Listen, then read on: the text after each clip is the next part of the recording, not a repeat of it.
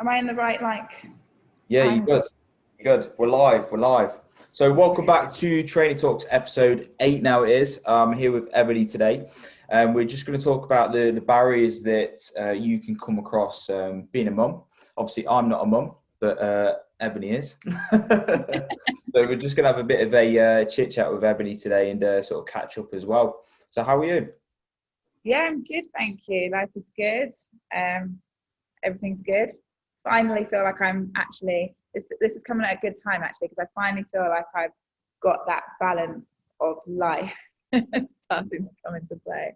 Yeah, Ebony's just showed me a little preview of the view that she's looking at compared to mine.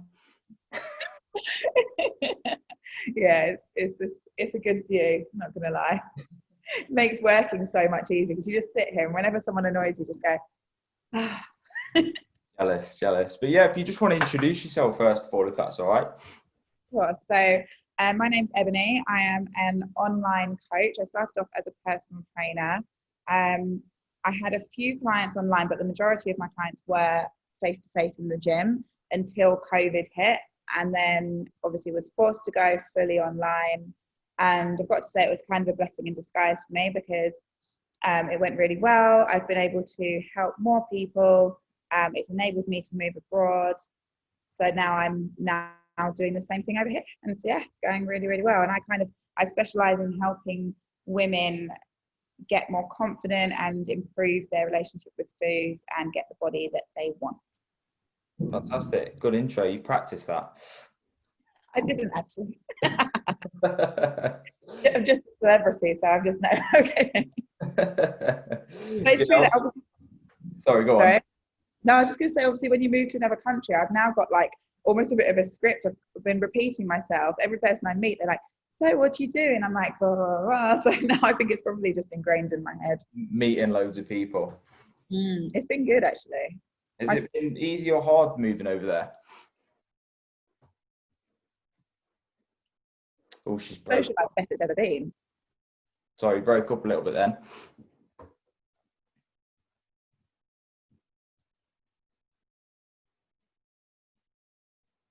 She's gone again.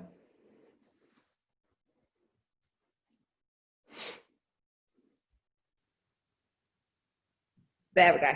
Yeah, we're back. Yeah, how's it been? How's it been moving over there? Has it gone smoothly? Have you had any problems or? Yeah, I mean, so this could be relevant actually for people listening as well. So one of the main reasons that I moved back here is because my daughter's dad lives here. So obviously we're not together, but it was going to be easier having him around to help with childcare and things like that, because I did find it very, very difficult in the UK with work, balancing work and being a mum and all of this. So that's one of the main reasons I moved. I wasn't actually sure if I would like living in Malta. So I've been kind of pleasantly surprised that actually I'm in love with it. Funnily enough, the thing that's been the hardest has been adjusting to co-parenting. Like that has been so difficult because I'm so used to just doing everything on my own. And now all of a sudden I've got to like have somebody else involved. It's very, very hard. Like, yeah, you know, hats off to anyone that does it successfully. How old is she now? She's 6. She's just turned 6. Oh, rascal age. Yeah, definitely. Very sassy. Attitude stage. Yeah, for sure. Oh my God. You like you, a little mini you? Yeah, I would say so. Yeah, probably more sassy than me, I would say. Hard to believe. Yeah, but I mean, what's been the biggest sort of struggle then moving into that co-parenting situation? So there's been benefits. Obviously, the benefits are we're now literally splitting childcare 50-50. So the way we're doing it is I have her for 3 nights and he has her for 3 nights, and then we swap. So it means nobody's got like the weekends. It's just 50-50. So from that point of view, it's been great because it's enabled me to have a bit more me time, to have a bit more of a social life, to work more, and then also to enjoy my time with her a bit more, which has been really, really helpful. But, you know, there's always, you know, plans changing. I like to have my plan. I like to know where I am, and I'm a bit of not a control freak, but I like to be in control. Yeah. So basically a control freak. I know what you mean. And yeah. And so when it's like I've been very used to doing everything and I'm in control, and now all of a sudden I have to, from both sides, we have to obviously, he's been used to having this single life living without a child. And now I'm like, here you go, here's your 6-year-old. And I've been used to doing everything how I want to do it. And now I'm like, oh, I've got to actually consider what he thinks about this as well. Yeah. So it's just kind of teething problems, and I'm sure it will improve. But the best thing has been that, like I say, it's enabled me to have a little bit more. I don't really, so I've got a funny view about balance. I don't really believe in balance. I don't believe, because for me, balance is 50-50. Like everything has to be the same in order for it to balance. And I just don't believe that that's possible. I think it can change what's up here and what's down here. But I think you have to prioritize things. If you want to move forward with anything, whether it's like your business, your career, your relationship, your child, your own health, it has to come at a priority to other things, I think. Yeah, I agree. Like it's almost like I've never really heard of it like that before, actually, where it's 50-50 when you talk about balance. I mean, my view on balance is pretty much the same. I mean, my business and my work is my priority, but I still try and do those things outside of that I do enjoy. And I guess I class that as my balance, but they're definitely not 50-50. Yeah. I think this is the thing. I actually had like a few months ago, I remember talking about it on my Instagram, and I did a poll to see what people thought. And a lot of people disagreed with me, but a lot of people were like, actually, when you say it like that, like in order for something to balance, it is supposed to be equal parts. And I don't believe in that. So I think you can find a happy place, but it's not going to be 50-50. Yeah. Because I mean, when I speak to a lot of potential new clients who are mums, I think the biggest sort of struggle and the biggest barrier they face is time. So especially single mums as well. I mean, when you was in the UK, what was the biggest struggle that you had? What was it, time, and how did you overcome that? It was definitely time. Like you just don't have time. When you're a single mum, it's so hard because you're doing the job, the role of two people. And then it's very hard for most single mums. Like what I think is, this is what I used to say and still do to a point, but obviously now it is a bit easier. But what I said was, all single mums have to let something drop in their life because you are doing the role of two people and you are only one person. Now, for a lot of mums, that might be their career. It might be that they had a career before they had children, and then they had to kind of give that up or take a back seat on that and accept that they wouldn't be able to put as much into it because now they have a child to look after. Or for a lot of people, it can be their health. It can be like, well, I don't have time to look after myself now. I don't have time to go to the gym. I just eat what my kids are eating. My kids are fussy. I'm not going to cook 2 meals. And so it goes down that route. Or it might be like your social life. So for me, it was probably more my social life. Like, obviously, my health and fitness is up there with my top priorities. My business is up there with my top priorities. So for me, it was like my social life had to take a back seat. If I wanted to progress my career and I wanted to still be physically and mentally healthy and look after my daughter well, something had to drop, and that was my social life. And for me, it was like, what's the most beneficial thing? Like, obviously you need to have a social life, you need to be able to do those things occasionally, but I'm not not going to sacrifice that time like every weekend when that could be moving me forwards in business, for example. Yeah. So I think it comes down to priorities and working out what is the most important thing for you, and then making time. You have to make time for those things as well. You have to. Yeah. Whatever it is that like fulfills people the most, because for some people it will be their career, and for some people it will be how they look, how they feel. For some people it will be their kids, like being able to do the school pick up and drop off and being there for the school plays and not missing a single thing. That's going to be their top priority. So you have to work that out for yourself, and then the other things kind of fit in around it, I think. Yeah, fantastic. I mean, you are like a prime example as well for any sort of single parent out there, any mums out there that are sort of working around that time and prioritizing that time in regards to their health. Like Ebony is like a prime example. If you do follow her online, I mean, she just gets it done. It is about prioritizing as well. I mean, I've had a couple of people where we've kind of stripped back their time. I mean, time's always been quite a big barrier for anyone that I speak to before I start working with them. And what I like to do is actually strip things back. So there's 168 hours in a week, and I reverse engineer everything that they do, like take away their sleep, their work, their hobbies, their commitments, and take everything off. And I always find that everybody has the time to do what they would like to do. They're just not being organized enough in spending that time. So would like organization play like a big factor for you when you was back in the UK? 100%, yeah, 100%. And it would be like things like prepping your meals. Like people would say to me, do you always prep your meals? I'm like, yeah, because it saves me so much time, not just in the cooking, but also the cleaning part, the energy, just the fact that if I came home late from the gym and I had food cooked and I could just get it out, I know that I'm like making healthy choices and making good choices, and it's no bother. It's actually saved me time. So I think a lot of people think of meal preppers, oh, I don't have time to prep meals, but it's like, but if you add it up, I actually added up once how much time I spent if I'd cooked my meals every night compared with prepping them. I normally do like 5 days worth of food. Yeah. And I think it saved me like 6 hours or something ridiculous. And it's like, that's like my day's work. That's it. It's a huge difference. There's not a lot of people that prep their food as well, because I get it. Like everybody likes their food fresh, and I do as well to some extent. But yeah, it's like you said at the start, it's about prioritizing that time, isn't it?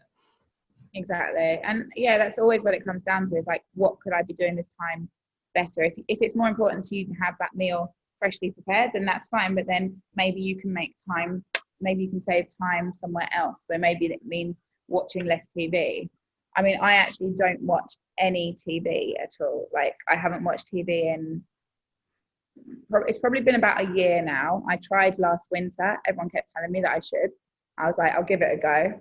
And it was awful because I would sit there and afterwards I'd be like, I've just spent an hour watching this, and I watched like really depressing stuff as well. So an hour watching it, then I was like in tears, and I was like, I could have spent an hour like getting something decent done, but instead now I'm just depressed.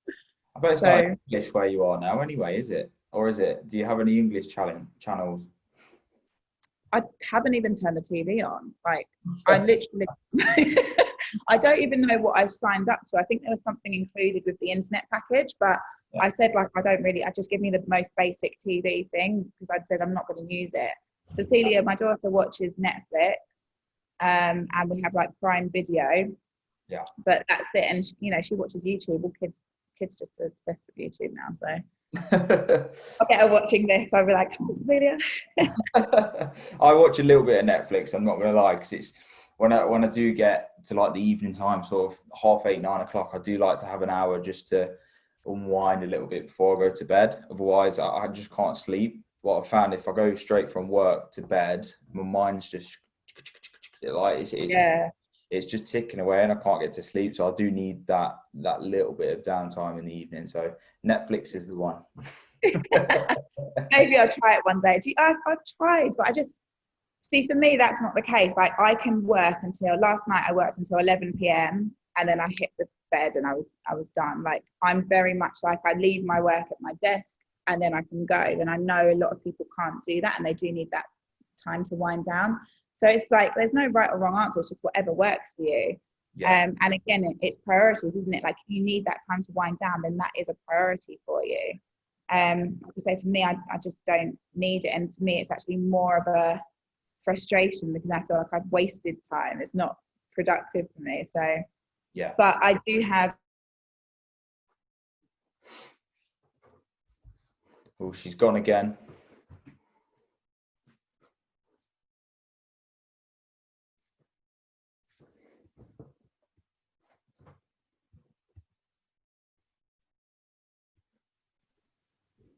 Hello. Oh, there we go. You not paid the bill? Normally my internet's perfect. I think it's your fault. It's my fault. It was about my 4th Zoom call today. I'm good. So I was saying, basically for me, like the mornings are my kind of special time, if you like. So this is when I get up early, and for a long time in the UK, and this is something I probably will get back to here as well, but in the UK I had to wake up at 5 a.m. because my daughter woke up at 6, and I'd know that if I wanted to kind of get a head start on the day, waking up at 5 and getting an hour's work done before she woke up, for me, like, made me feel amazing. Like, there were days when I obviously felt tired, but I felt so good knowing that I've already got an hour's work done before I do anything else, because then I knew that, like, between like 6 and 7:30 would be getting her ready for school and things like that. And there's things that as a parent you can't avoid, and like things that take up time. And they are time consuming. Kids are so time consuming. Like, you wait, honestly. I've got a while yet. But yeah, seriously, they take up a hell of a lot of time that you don't realise. So what did what's like your typical sort of routine look like at the moment then? Like, from when you wake up, what does your day tend to look like at the moment, juggling everything? Yeah, okay. So at the moment I wake up between 5:30 and 6. I get up, I go out onto my balcony and look at the view. This woman, honestly. No, honestly, I do. Like, I think it's really important to like practice gratitude. So I make myself a nice coffee. I go out onto my balcony. I spend a few moments. I write down like my affirmations. I plan out my day. Like, so normally I kind of plan my day the day before, and then in the morning I just kind of say, yeah, that's what I'm doing and stuff. Yeah. I try and have like a few moments of peace and calm, and then if I've got my daughter, then it will be, I'm trying to do some kind of movement first thing in the morning. So if my daughter's here, then I've been doing like some skipping on the balcony. If she's not here, then I go out for a walk along the seafront, which is lovely as well. So living the dream. That's my favorite way to start the day, like going for a nice early morning walk, headphones on, listen to a podcast or whatever I want to listen to. And then I come back, I start work. So it might be either check-ins or whatever I need to do for the business. Normally do that for a few hours, go and train at the gym. It depends obviously if I've got Cecilia or not. If I have Cecilia, I pick her up around 1 o'clock. So then it's like, go and pick her up, and then I come back, and we've got an agreement that mummy can either spend the afternoon with her or the evening with her. So I rarely can do both. So it's like one of those I'll be working. So yesterday we did the afternoon. So after I picked her up from school, we went out for lunch, we chilled out for a bit. And then she knew that when we got home, okay, she needs to like chill out on her own. And then I did some work on my laptop before she went to bed. So she's good at understanding. And I think also she actually really admires it as well. She's kind of like, oh, my mummy works really hard, and like sometimes she gets frustrated with it, but she also knows, she's also quite proud of me, I think, as well, which is really nice. Yeah, you're a role model.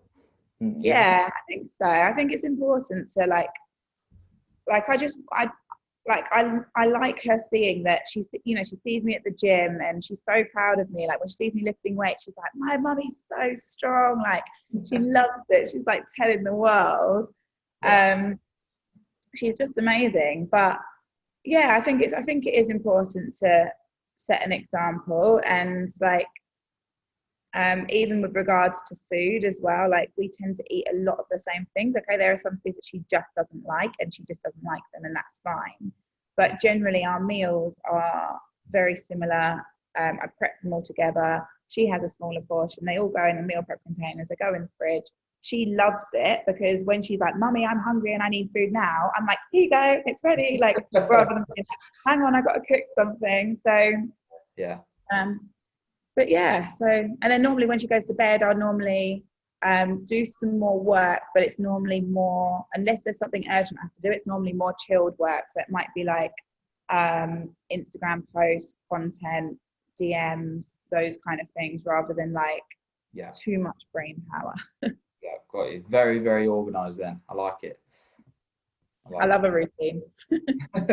It's important. It is really, really important. So what would you kind of say to someone that, I mean, a lot of mums out there aren't as organized as that, and I have seen that firsthand. They kind of just take things as they come, and they do get very stressed out, and they do get very overwhelmed with the lack of time that they have. And they want to lose weight, they want to look after their health, they want to be better and do better, but they never take that first step because they don't know how to.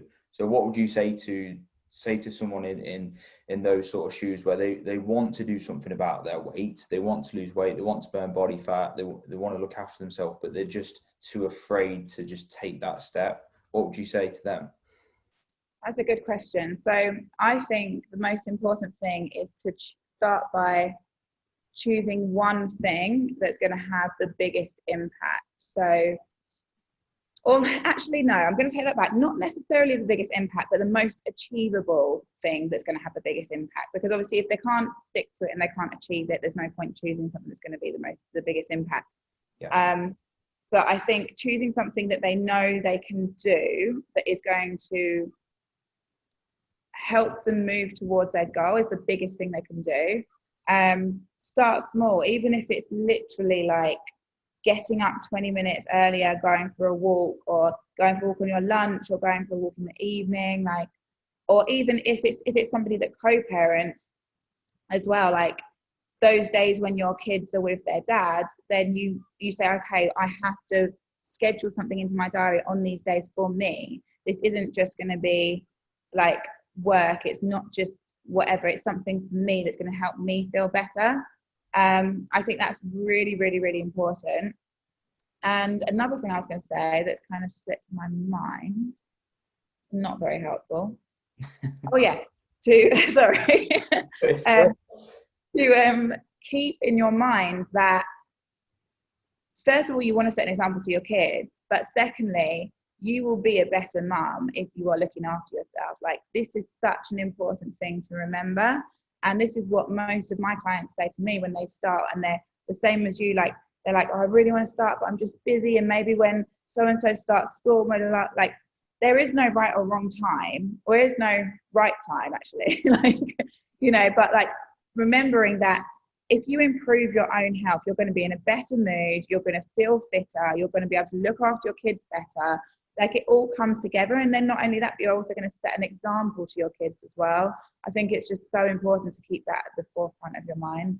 That's it. There's so many more positives than just the goal that you have in mind to start with. Absolutely. I mean, like you just touched on there, like you'll be in a better mood. You're a lot more productive as well, because your mind's a lot healthier. There's just so much more positives than just, oh, I'm going to lose weight, I want to lose weight.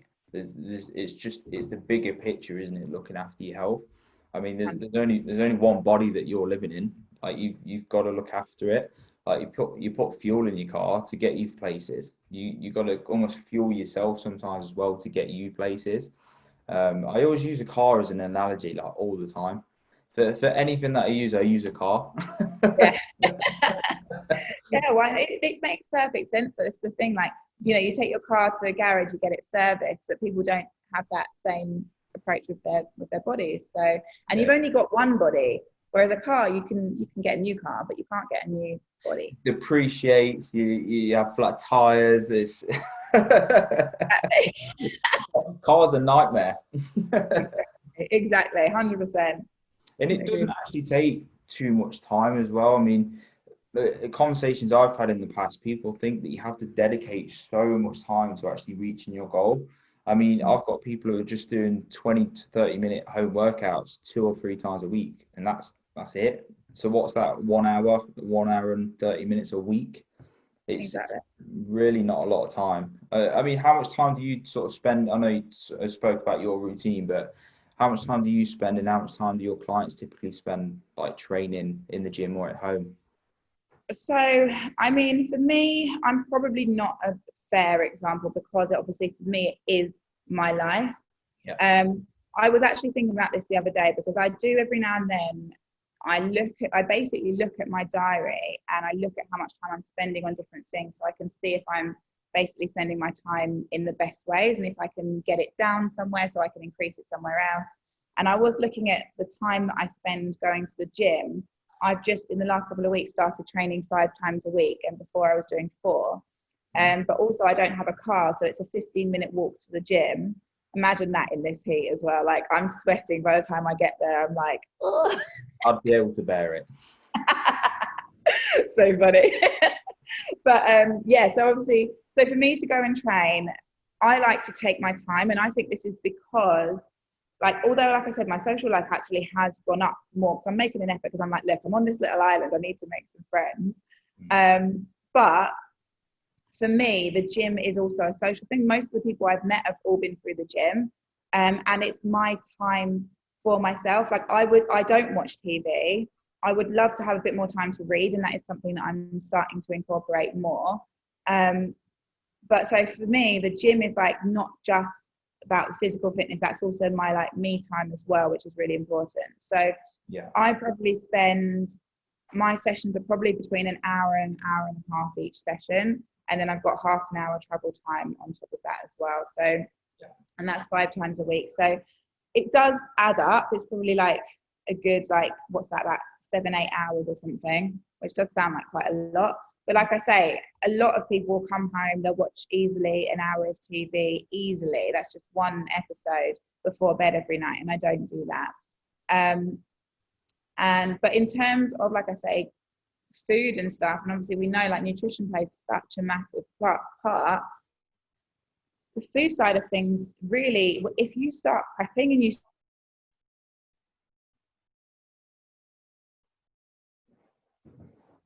it's gone again.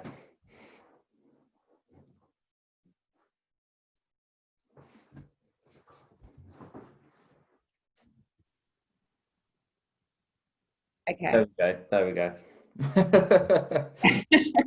we'll get there. Okay, so the food side of things, I don't think it's time consuming at all, because as long as you're a little bit organized, then it's really, really simple. You only need to, especially if you're somebody that doesn't mind eating the same kind of thing. I'm quite happy with the same, like 2 or 3 different meals.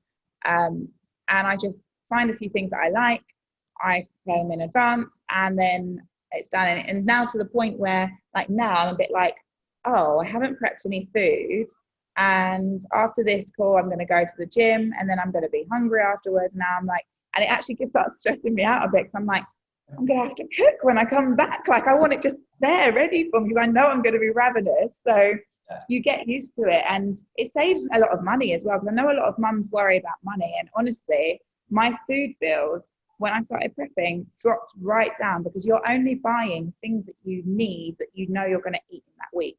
Nothing goes to waste. There's no like, oh, I might fancy that this week. Like, it's just godsend, honestly. Yeah, my partner's the same. We've only just started shopping online. Literally only just in getting it delivered. And it's stopped her from picking up snacks when we was at the zoo. It saved us about £10 to £15 a week. Just stuff that she was picking up that she didn't need, because obviously I'm on a plan. I work with a coach myself, so I know exactly what I'm getting. So I'll put that straight in the basket, and then she puts exactly what she needs for the week. It does save you a lot of money as well. Definitely being organised. So what's next for Ebony? What's next? What's the goal? What's the dream? So I'm really, really happy here in Malta, happier than I thought I would be. So I'm planning on staying here now for a little while. I'm going to continue building up my online business, because I love the flexibility and freedom. And I would say that obviously having Cecilia as well, it means that I can work around her. Whereas when I was full-time PT, it was so difficult. You know, if you've got a client that can only come at 9 o'clock on a Thursday night, then I've got to find childcare for 9 o'clock on a Thursday night. And that was a pain. That said, I'm actually going to be taking on a maximum of 5 sessions a week for personal training, just because I've had quite a lot of inquiries. And I do miss it. I love face-to-face PTing. But I'm being very, very select, and I'm just taking on just a few people. And I want to continue kind of streamlining my life, I guess, is the word I want. Like, being even more organized, because I am an organized person, and like the more organized I am, the better I feel, and the more I feel like I can get out of life. Like I feel like life is short. I want to make the most of every moment of every day. Amen. Yep. So I totally like, I want to make sure that I'm including time with my daughter in that as well. But you know, I'm also coming to the realization, like I was talking to a friend the other day and I had this sad thought and I thought, I don't know if I'm a good mum, and I got really upset about it. But I worked out why I was thinking this, and basically like you see a lot of things, especially like, you know, this whole comparison thing on social media, and people doing these amazing things with their kids, and they're doing these crafts and they're playing games and all of this, and that's not me. Like I don't like playing with Barbies and stuff, and like, you know, it's really, really difficult for me over lockdown. Yeah. I was like, no. And, you know, in the end, me and Cecilia had a conversation, and I had to say to her, I said, I'm really sorry, darling, but this game and me are not going very well together. I love taking her out and doing things with her, and playing games and doing physical activity things, but sitting down and playing like, oh, now pretend you're this and pretend you're that, does my head in. And I think when I realized that and accepted it, and accepted that it doesn't mean that I'm any less good as a mum. You know, clearly can't talk English, so might want to work on that. But doesn't make me any less of a mum. It just means that I've got a different style. And I think in terms of other things and teaching her like how to be a good person in the world, I'm killing it from that point of view.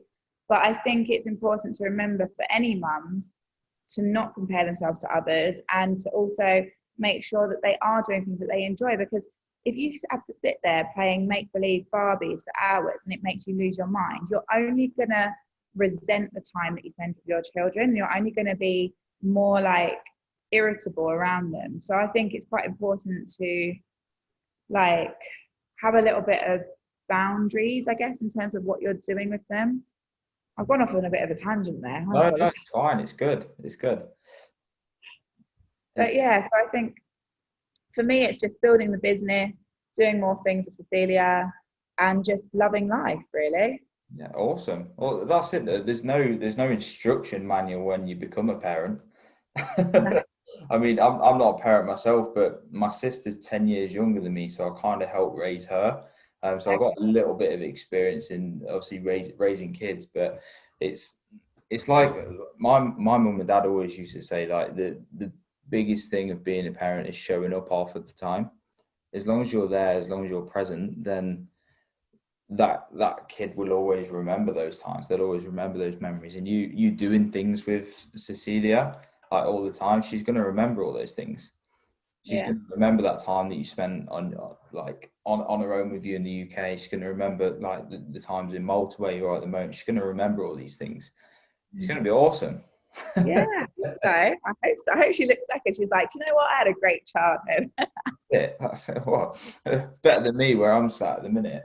Oh, no, fine. It's all good. I'll be at the UK next year. Will you? Is that what you're planning? Yeah, so we're planning on Bali. So we was going to move there in March. We was going to go, but we're just a little bit hesitant at the moment. Obviously, everything going on, and we've had to cancel our honeymoon to Jamaica as well. So we've had to like cancel quite a few plans because we still get married in 3 weeks. We've just got like a shortened wedding, but yeah, everything's kind of been put on pause a little bit at the moment, which might be a blessing in disguise because it gives me more time in front of the laptop. Yeah, it's true. To just grow even more, but yeah, big plans for next year. Awesome. That's very exciting. I think we're very lucky that we have jobs that we can do from anywhere as well. Yeah, but we work hard for it. I mean, I speak to coaches that like haven't got a lot of clients and they struggle to get clients, but they're not doing anything about it. I mean, we've all struggled to take clients on sometimes, haven't we? But if you're not doing anything, then you can't expect a return on it. Yeah. It's the same with anything in life. Like I've had people unfollow me since I moved here that were supposed to be friends because they don't like seeing, I guess, that I've improved my lifestyle, but like they're not doing anything to improve theirs. And it's the same when it comes to anything, not just your career, but like even your health as well. Like, you know, I had people message me saying like, oh, I wish I could look like you, but I just can't. And I'm like, well, with that attitude, no, you can't. Like, but anything's possible. So, but people stop themselves. So yeah, you got to work for what you want. I mean, I put a post up today actually. Like, we're in a lucky day and age, really, aren't we? We're not like in those medieval times. We're in a lucky day and age where we have the internet and we can literally achieve anything we want to achieve these days. Yeah, It's awesome, really. Like, whatever you want to do, you can do it. I mean, when I was a kid, like, everyone at school used to say, "Oh, I want to be a footballer," and teachers used to say, "Oh, you need to dream low. Oh, you never be a footballer. You'll never be able to do that." But like, you look back now, don't you, with the day and age that we're in, you can't really, like, it's quite. Did I cut out then? I think you did cut out. Yeah, it stopped moving. I was like, yeah, I was saying, like, when I was a kid at school, like, everyone wanted to be a footballer. Like, when I was at school, and teachers and parents used to be like, "Oh no, you need to dream lower. You'll never be a footballer. You'll never make it." But like, as I've sort of grown up, it's my attitude is, well, why not? Like, if you want to be a footballer, you want to be an astronaut, you want to do what you want, whatever you want to do, you can do it. You just got to put the work in. And it's so damaging as well. It's so damaging for children to have that attitude of, or like they say things like, yeah, well, you can try, but make sure you've got a backup plan, or like make sure you've got, like, you can do that on the side, but you're going to need something to pay the bills and all of this. And I just thought, actually, I met a guy the other day here, and he's a nurse, but he also does personal training. And we were talking about like personal training and stuff like that. And he was saying like, oh, I could never do it full time. And I was like, why not? Like, he seems to be a good personal trainer.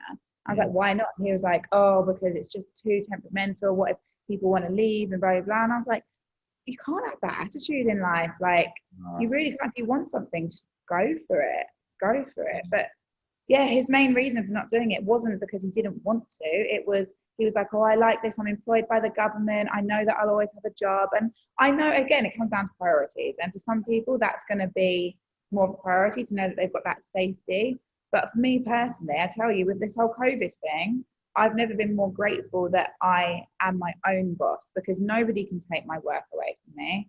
The harder I work, the better I'll do. And it's literally a direct correlation. Whereas I could be working hard for someone else and their business still goes bust and I still lose my job. So I do think it's really important that people need to be like, no, you can achieve whatever you want, especially at the moment when there's a lot of like this like scarcity mindset going around, and people worried and, you know, people scared, and it's important to like hold on to our goals and stuff. That's it, because people have been so like drilled in from such a young age. Even I was, to be fair. It's almost like, oh, get a 9 to 5, get a job, work your way up, get a house, get married, have kids. Like, very sort of regimented, but it's quite a comfortable way of thinking like that, isn't it? It's almost worse sometimes to have a plan B, because if you're thinking of a plan B, you're thinking of the backup. Well, what if it goes wrong? Then you're not 100% in what you're actually doing. I don't have a plan B. I have my goals and I know I'm going to get them. Yeah, and it's you will. The best way to be. It's the best way to be. But yeah, going off on a massive tangent there. Yeah, because like people need to like apply this to their kids and encourage their kids to dream big. And yeah, that's it. That's it. Yeah, I've got to get off anyway for my next client. But where can we find you, Ebony? Where can we find you? Anyone that's watched that wants to find you. Hopefully you want to find me. So the best place to find me is Instagram, which is where I'm the most active. So my handle is Ebony Louise PT. Ebony is spelled EBUNI. Cheeky plug. Yeah, sorry, but there I am. But yeah, hopefully, I'd love to do this again sometime. We can have a little chat. Yeah, awesome. Yeah, well, I need to get. I've had like 2 weeks where I've not recorded one, so I feel a little bit bad, but. You just get busy sometimes. An excuse. I know. How are you? But yeah, once a week I'm trying to do one.